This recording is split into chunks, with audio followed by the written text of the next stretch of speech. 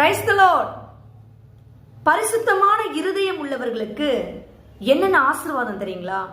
தேவனை தரிசிப்பாங்க, எண்ணங்கள் சுத்தமா இருக்கும், தேவனோடு நெருங்கி இருப்பாங்க, அவருடைய சமூகத்துல நிலைச்சிருப்பாங்க, பாவங்களில் இருந்து காக்கப்படுவாங்க, பரிசுத்த ஆவியானவரால் நிரப்பப்பட்டு கொண்டே இருப்பாங்க.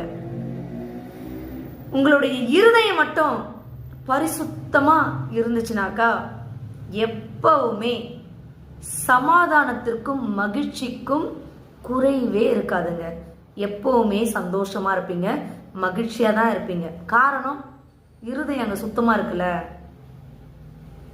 நம்மளுடைய இருதயம் பரிசுத்தமா இருந்தாதாங்க தேவாதி தேவன் அவருடைய எழுப்புதல் காலத்துல நம்மளெல்லாம் சாட்சியா பயன்படுத்துவார்.